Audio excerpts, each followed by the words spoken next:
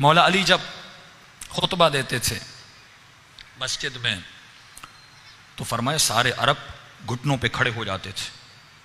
ماشاءاللہ یا علی افصح الرجال فی العرب، سب سے فصیح ترین کلام کرنے والے علی ابن ابی طالب. بڑی واہ واہ کرتے تھے علی کو. لیکن مولا فرماتے تھے جب میں کچھ کرنے کو کہتا تھا یہ پوری مسجد خالی ہو جاتی تھی. ہاں میں اکثر کہتا ہوں جہاں پر مجلسیں پڑھتا ہوں کہتا ہوں مجمع آیا، لوگ سن رہے ہیں، کسی نے نعرہ مارا، کسی نے واہ واہ کی، اترنے کے بعد لوگ بڑا احترام کرتے ہیں، کوئی ہاتھ چومتا ہے، کوئی ماشاءاللہ کہتا ہے، قبلہ عمر دراز ہو، بڑی بڑی لوگ دعائیں کرتے ہیں. یہی مولا علی کے زمانے میں ہوتا تھا.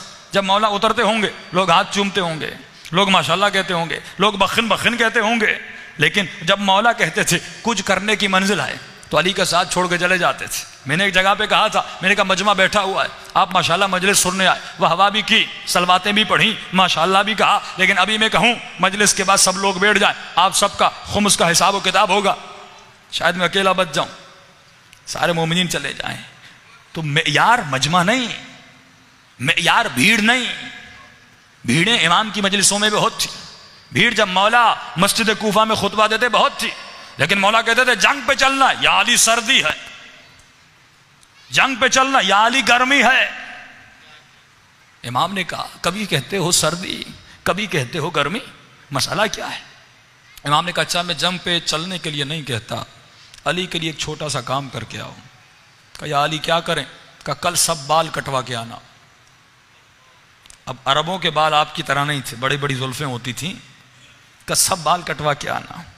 سب نے کہا یا علی یہ کون سی بڑی بات ہے، جنگ سے تو بچ جائیں گے، بالوں کو ہی تو کٹوانا ہے، کیا ہوا؟ مولا کو سمجھانا چاہتے ہیں کہ انسان علی کی راہ میں اگر قربان کرنے پر آئے تو جان قربان کرتا ہے، اور اگر نہ قربان کرنے پر آئے تو انسان کیا کرتا ہے.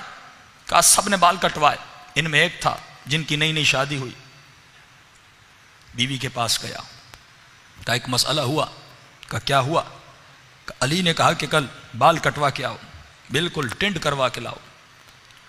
تو بیوی نے کہا نئی نئی شادی ہوئی ہے، عورتیں کیا کہیں گی کہ تمہارا شوہر، وہ عربوں کا زمانہ جس میں گنجا پن تو ہوتا بھی نہیں ہوگا، آج کل تو فیشن ہو گیا. کہا کہ عورتیں میرا مذاق اڑائیں گی.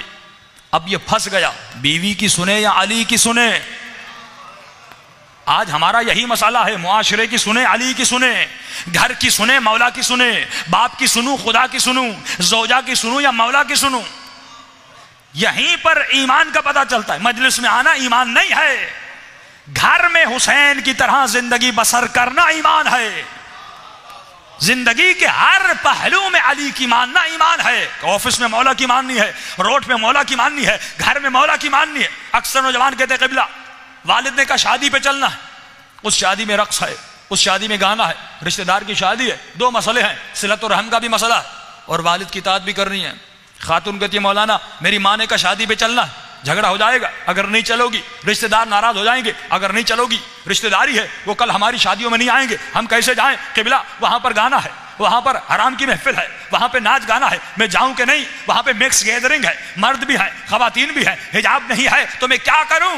تو اب یہاں پر سوال پیدا ہوتا ہے کیا میں والدین کی بہترامی کروں؟ بھائی بہترامی نہیں کرنی، لیکن اللہ فرماتے ہیں جہاں پر میرا حکم اور والد کا حکم ٹکرا جائے تو تمہیں اپنے رب کی سننی ہے، والد کی نہیں سننی.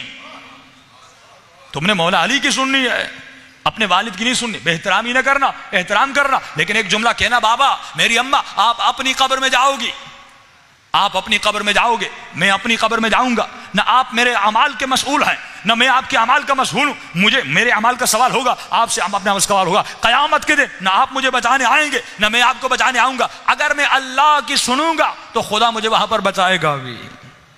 تو یہ دو چیزیں جب ٹکرا جاتی ہیں انسان پریشان ہو جاتا ہے، کروں تو کیا کروں. اس نے بیوی نے کہا بھائی اگر بال کٹوائے تو پھر کل سے گھر نہیں آنا. اب پریشان ہو گیا کیا کرے. اب بیوی کو کہا سمجھنے کی بات ہے، ہم سب نے علی سے وعدہ کیا ہے کہ بال کٹوا کے آئیں گے، ورنہ علی تو جنگ پہ لے جائیں گے، جو کاٹ کے نہیں آیا وہ جنگ پہ جائے گا. بیوی نے کہا ایک بیچ کا راستہ بتاتی ہوں. کہا کون سا راستہ؟